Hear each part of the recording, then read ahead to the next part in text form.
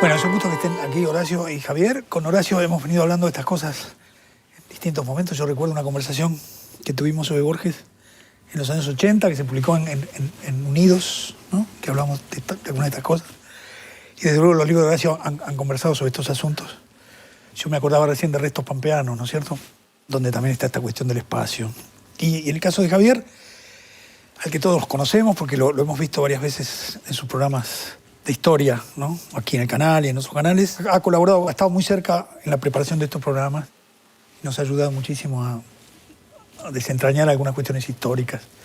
Así que va a ser un gusto conversar. A mí me parece que hay una cuestión ahí que es lateral a lo que estamos viendo, porque el problema es qué quiere decir leer mal, ¿no? Y qué productividad tiene leer mal. Yo creo que en Borges eso es un tema importante. Cuando él dice, yo ponía ese ejemplo, cuando él dice voy a leer la filosofía como literatura fantástica, está leyendo mal la filosofía. Pero eso produce tlón.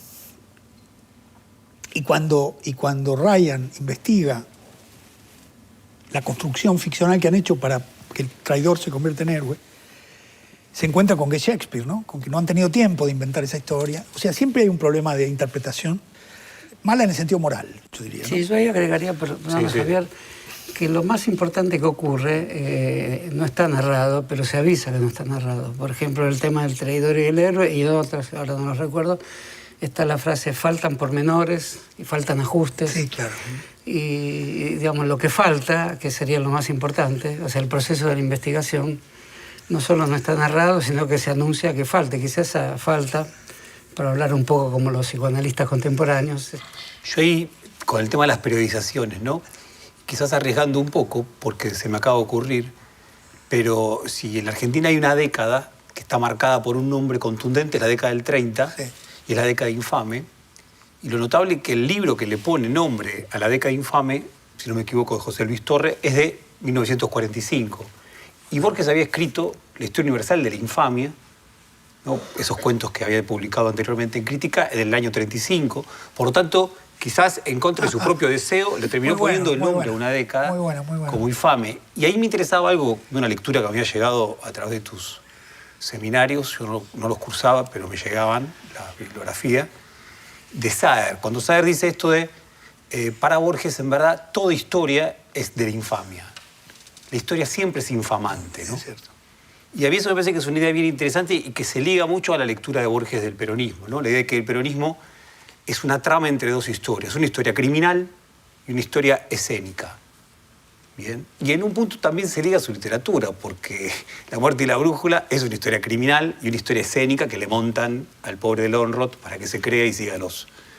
Ahora, la ilusión cómic, ¿no? Claro, la ilusión cómic, ¿no? En el número 237 de Sur, que es el número... Sí, es muy bueno, es un texto muy interesante, sí. Claro, claro.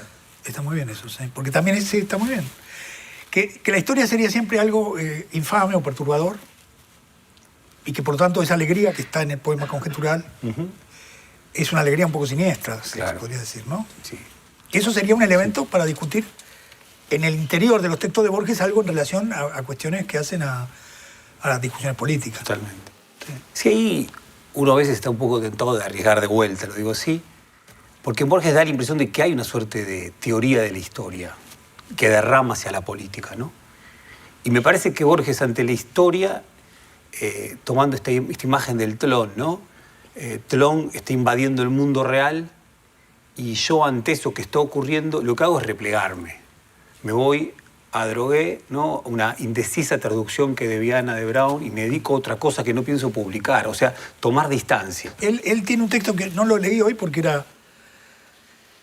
lleva mucho tiempo leer los textos, ¿no? En el año 40, él dice, estoy ahora leyendo, hace una reseña de Ellery Queen, y dice, lo único que nos queda es leer Ellery Queen y leer ciencia ficción, porque mientras tanto los nazis... Claro. ¿Qué sería esto que vos decís, no? Si tenemos que escaparnos de ahí, porque lo que hay en la realidad es la infamia, el horror. En relación a los nazis y al nazismo, hay una primera persona en Deutsche Requiem que es un poco extraña porque empieza con una primera persona. Es un comienzo un poco sorprendente en Borges porque, por ejemplo, para volver al tema del traidor y el héroe, Dice, ahora lo vislumbro así. Y en otro cuento, no me acuerdo en cuál, dice, intuyo. Intuición y vislumbre son elementos no racionales o no geométricos que contrastan con la estructura, con el Borges estructural y matemático. Y sin embargo usa la vislumbre, o sea, es muy, como decía Foss, es muy astuto, pero en Deutsches Requiem es un nazi que habla en primera persona. Eso es muy fuerte. Y en el prólogo, en el epílogo, si recuerdo bien, dice, escribo esto para demostrar a los nacionalistas que no entendieron el nazismo. Y entenderlo en Deutsches Requiem significa escuchar la voz de un nazi que había leído a Schopenhauer y a Nietzsche, y que dice, yo solo comprendo lo terrible de esta situación. Ahí también es una persona que se siente en dos, porque si maté al judío David Jerusalén, el mayor poeta judío de la época, es porque era una zona detestada de mi propia alma. Y ahí tenemos la misma idea de una escisión para hablar en forma maoísta, es de uno. Te agradezco. Uno, no, también yo me debo agradecer tantas cosas. No se decía, es el uno que se divide en dos o al revés. Claro. Son dos, en fin, elementos distantes y heterogéneos que superan su fisura. Sí. Ahora, reducir a Borges a eso es criminal, pero y escénico al mismo tiempo. Pero consigue con esa estructura mínima. Yo creo que es muy importante ese punto, ¿no? Por ejemplo, ahí contrasta con Benjamin, que digo esto porque sé que puede motivar ironías. Mucha gente, yo mismo cometí el pecado de compararlos. Tienen relación. Tienen cierto punto, pero como es un deporte tan argentino, para ser menos deportivo. Pero hay un punto que se diferencian totalmente. Benjamin dice, voy a intentar inventar conceptos que no puedan ser pensados por el nazismo. En su famoso artículo sobre la reproductibilidad. Y Borges dice lo contrario, voy a escribir un cuento para demostrar cómo conozco el nazismo y se pone la letra en la voz nazi. Ahí hay una cuestión que me parece que nos completaría el asunto. Hay un ensayo que él publica en el 38, lo publica en El Hogar, que dice, discusión con un germanófilo, ¿no? No sé si lo recuerdas. Sí. Entonces él distingue ahí a los germanófilos de los nazis. Y los nazis por lo menos creen en lo que hacen. Los germanófilos aplauden estas cosas horribles porque como odian Inglaterra. Y ahí hace una distinción también muy interesante porque dice, los que defienden, entonces nombra a Rosas, a Stanislao López, a Artigas, a Urquiza, no sé, a toda la serie, tratan de justificar sus crímenes. Como si estuviera dado. Mientras que los germanófilos aplauden los crímenes de los nazis, dice él. Pareciera que son los germanófilos el problema para él, más que los nazis. Sí. Si uno sigue ese camino. Sí, pues los nazis casi no diría que es un elogio, pero los ve tan convencidos que los hace parte de su juego del destino. Ellos querían su destrucción. El oficial, Otto Dietrich Surlinde, que pone nombres. Sí, que le pone nombres muy aristocráticos. Bueno, el poeta David Jerusalén son dos arquetipos fortísimos, y es finalmente porque... A mí lo que me molesta, perdóname, ¿no, Javier? Para terminar, algo que observó Margot Glantz, que me pareció muy bueno, ¿no? Esta idea de no puede ser que en el infinito sean la misma persona, el judío torturado y el nazi. Y ahí hay un punto serio en Borges. En el sentido, es muy serio ese punto. Ese es el punto más serio. Yo creo que Borges no ve solo ve la unidad, ¿viste? Sí, solo ve la unidad, solo ve... Cuando pone el nazismo de por medio es un Borges sumamente enigmático hasta hoy. Pero también en los teólogos. También en los teólogos. Eran la misma persona. Y como si él no viera la diferencia, si él solo viera el parecido, ¿viste? Anverso y reverso de la moneda, ¿no? Y ante los ojos de Dios... Eso sí es un pensamiento reaccionario. Claro. De todas formas, todos somos iguales. Digo, que todos somos iguales, aunque uno sea el horror de la vida misma, digamos, y el otro sea un santo poeta. Permite algo, a mí siempre pensar en esto es realmente preocupante, ¿no? Pero como está la idea del otro, y después la cierra, porque él odiaba el existencialismo, lo llamaba patético, en realidad la cercanía con todas las teorías del otro, lo que después fue lo que construyó Lacan, Levinas. Él estaba muy cerca de eso, sin embargo lo cerraba porque en realidad anverso y reverso son, citando la frase de Borges, es el único rostro de Dios o un único rostro, y eso complica tanto desde el punto de vista filosófico como resuelve muchas cuestiones desde el punto de vista literario. Claro. Esa es la fuerza que tiene y el modo en que uno se conmueve cuando percibe que el otro es lo mismo, o es el mismo. Y de ahí la obra de Foucault. Creo que la obra de Foucault invierte un poco la tradición de la filosofía europea que es tomada en la Argentina. Realmente Borges está dentro de Foucault de una manera como ningún otro autor argentino está dentro de un autor europeo, ¿no? Sí. Es decir, lo demuestra Foucault dedicándole el libro a Borges, citando el modo de catalogar de Borges, un modo de catalogar que siempre en fuga, siempre la catalogación de Dalep es irrisoria, absurda, y siempre hay una... Porque dejan cosas afuera. Hay una pieza que falta. Y eso Borges lo llama el método... Tenemos que hacer otra conversación. Borges lo llama el método... Lo usa también en el Evaristo Carrego, lo llama mi método cinematográfico. Y cita a von Sternberg, el director de cine de El Ángel Azul. O sea, el método cinematográfico es el montaje, decir una cosa por otra, crear alegorías, hacer sinopsis. Pero eso es la ficción para él. Sí. Y la ficción produce dobles. Entonces, ahí hay un problema con Foucault. Que no termina de identificar nunca dónde está la ficción y dónde no está, mientras que Borges siempre mantiene la diferencia. Entonces, y la otra cosa que me parece importante en Borges, me parece muy importante decir esto, es que Borges aspira a la totalidad. No es Foucault. Aunque esa totalidad sea el laberinto, porque él dice, bueno, por lo menos es algo que hicieron los hombres, aunque yo no lo comprenda. Busca el sentido. Porque el sentido es la totalidad. Y entonces está siempre buscando eso, ¿eh? Aunque no llegue nunca, o que... En fin.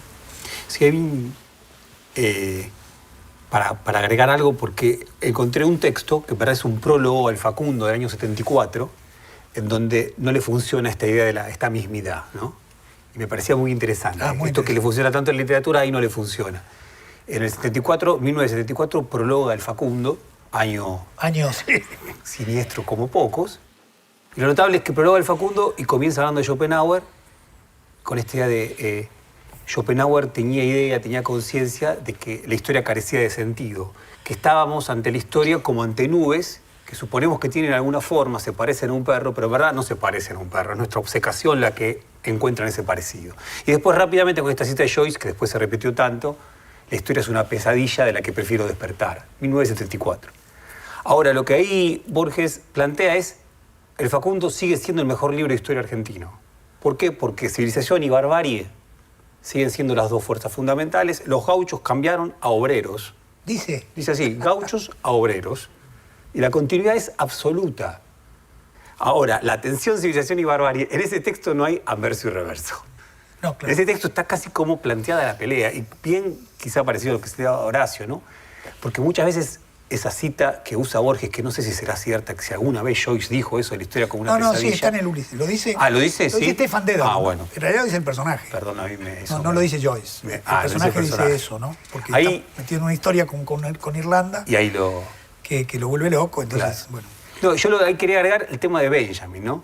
Porque a veces se ha visto en esa frase algo parecido a ese ángel melancólico de Benjamin, pero acá en el fondo es un ángel melancólico que está temeroso de que nuevamente los bárbaros triunfen, claro, de que nuevamente los gauchos venzan, como en el poema conjuntural. Claro. No tiene empatía con los oprimidos, sino que más bien claro, la empatía es la otra, ¿no? Tiene una empatía con los oprimidos previos a la aparición de los oprimidos que lo molestan en el presente. En el siglo XX.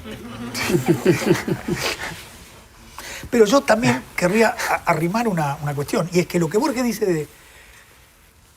porque no se olviden que el 43 no es el peronismo. Eso es lo que tiene de bueno el año, para nosotros. Está todo por pasar todavía. Claro. Pero él ya capta ahí la relación que después va a decir el Partido Comunista, ¿no? Argentino, va a decir nazi-peronismo, no sé cómo dice, nazi-fascismo. Nazi-nipo-peronista. No sé. O sea, la idea de que el peronismo es nazi, y la idea que aparece en las esvásticas cada vez que las elecciones no van bien, porque Hitler ganó las elecciones. Ese es el gran argumento del pensamiento que quiere el voto calificado. Hitler no ganó porque ganó las elecciones, porque creó un poder militar paralelo que mataba a la gente, pero de una manera discriminada, y hubo unas elecciones y las ganó, y después siguió matando a la gente, y eso es lo que hizo. Decir que en realidad Hitler subió con las elecciones y que por lo tanto también puede aparecer un Hitler, es una manera que tiene el liberalismo de oponerse al corralón. A mí me parece que si tomamos la cuestión de la barbarie, la conocida frase seducción de la barbarie funciona muy bien en Borges, porque el informe Brody, y la historia del guerrero y la cautividad. En una, el comienzo es el bárbaro fascinado por la civilización, que es una gran escena. El guerrero ve los mármoles. Pero, el orden, viste que a mí lo que me gusta de ese texto es que es el orden, la ciudad como orden, el hecho de que hay un sentido. Y de mármol, ¿no? De que hay un sentido en ese orden. Bueno, eso, y el retorno la civilización sería el orden, es decir, sería esa estructura. Y el retorno a la barbarie en el mismo cuento es de la inglesa, que para demostrar que no va a volver... Es una heroína para nosotros. Bebe la sangre de un carnero degollado. Pero va porque hay poligamia, ¿no? Sí, por eso. No nos olvidemos de la poligamia. Y del capitanejo, ¿no? Pero, sí, entonces pero está la no sexualidad cambia. ahí. Sí, claro. En la barbarie. Pues, y lo mismo en el informe Brody. En el informe Brody está todo el mundo invertido y todos los valores de la barbarie tienen un significado más pleno y más erótico. Yo creo que es eso lo que la hay civilización. Claro. El Entonces, deseo, ¿no? Sí. Digamos, si es el autor de la época del peronismo, pues se podría decir que es el mejor comentarista o quien mejor toma los elementos que caracterizan las herencias o legados del peronismo. Una es evidente, la idea de destino, que en Perón se obtiene de los textos militares muy antiguos, de Jenofonte incluso. La Ciropedia de Jenofonte, que es el destino del jefe, Perón lo hace pasar por todos los manuales de conducción política que leyó, que son muchos. Y esa idea del destino es laica también en Perón. Claro. Y además de ser laica, es más lineal. Y tiene una ventaja, él se la atribuye al mismo. Claro. En Borges es circular, me parece, y no se la atribuye él mismo. Y es una condena, ¿no? Sí, es como una condena y es el momento de la muerte donde surge más espléndido el momento total de la sabiduría. Pero son dos ideas de destino que compiten en la misma época. Podríamos decir que esas décadas anteriores, de los 40 en adelante, que están en juego dos ideas de destino totalmente contrapuestas entre sí, pero que mueven millones de personas, en un caso una. Sí. Y esta otra perdura hasta hoy de la manera vivaz en que estamos tratando de conversarla, ¿no? Sí. Pero muy interesante esa observación textual sobre el prólogo al Facundo, ¿no? ¿Verdad? Que habría que ver incluso si no hay distintos prólogos en distintos momentos, ¿no? Y sumaría algo más respecto a esto de la seducción de la barbarie, porque en un texto con la liberación de París, ¿no? El 23 de agosto del 44, que sale en Sur primeramente, lo que ahí dice Borges, muy ligado a lo que planteabas vos, Ricardo, hace un ratito, evidentemente para nosotros hay un orden. Ese orden es Roma y es Occidente. Claro. Y dice, se ha vuelto riesgoso seguir jugando a la barbarie enérgica. ¿A la barbarie? Enérgica. Ya no se puede jugar al vikingo, ya no se puede jugar al piel roja, ni se puede jugar al gaucho. Sí, es una imposibilidad, algo así, mental y moral. Se habla a sí mismo, ¿no? También. Sí, se está hablando a sí mismo, que aparte va a seguir jugando. Ese es el otro asunto, claro. Va a seguir jugando y en parte ese prólogo del Facundo sigue siendo el juego. Ahí te agregaría de ese texto que me parece impresionante, es algo sobre las multitudes. Dice, es solo bajo estas condiciones que puedo aceptar el peso de las multitudes. Porque el problema son las masas. Y que ponga una fecha, porque que ponga una fecha es bastante enigmático, porque pone fechas en todos lados. Cuando la historia o es circular o es un flujo que no tiene parámetros, digamos. Sin embargo, hay un hoy, hay como una clavija que... Ese artículo tiene una fecha. 23 de agosto. El tema del héroe, que lo tengo más fresco, pero lo leí hace poco.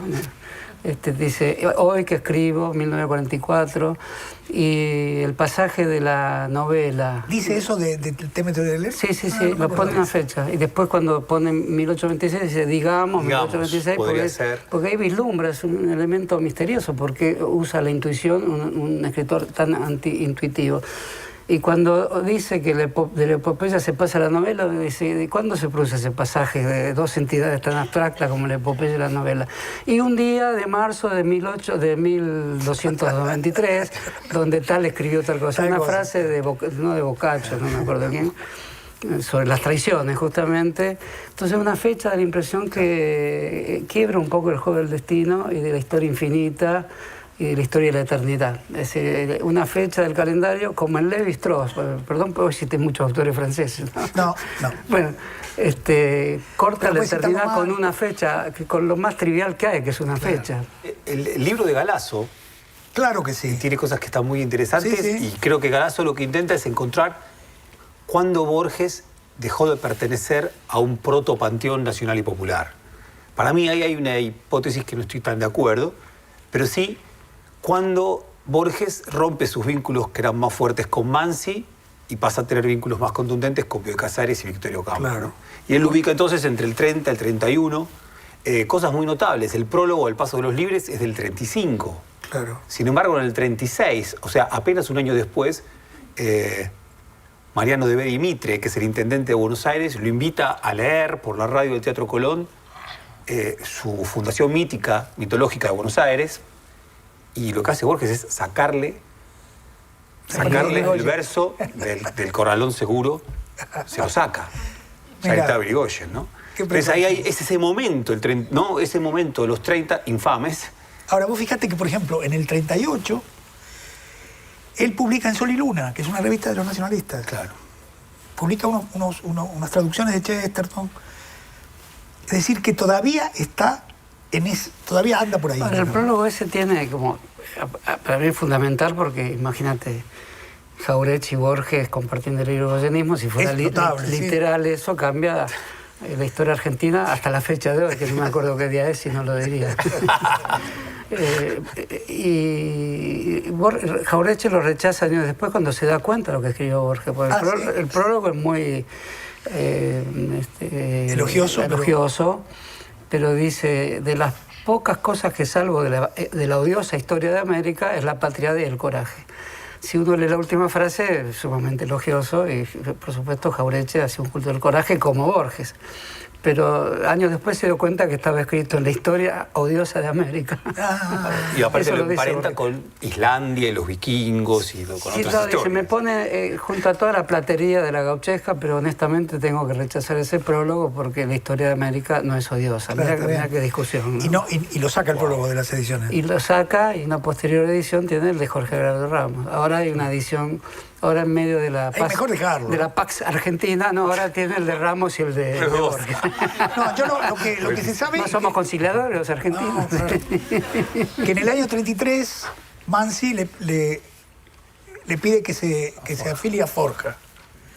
A Forja, donde está, digamos, el núcleo de lo que podríamos llamar, está Escalabrini Ortiz, está Jauretche. O sea, que todavía era posible pedirle a Borges, y yo creo que lo hace porque en el 32 sale Discusión, Claro. que es un libro que podría ser de alguien de Forja. Sí. Sí, era loco, era verosímil, claro. Jauretche sigue con la anécdota. Dice, este prólogo lo escribió en Uruguay, en la estancia de Amorim. La misma de Tlón. La estancia se llamaba Las Nubes, por eso pudo escribir este prólogo. Bueno, lo escribió en Las Nubes. yo voy a decir algo para seguir con la ironía de Horacio, ¿no? Jauretche le copia los chistes a Borges, te aviso.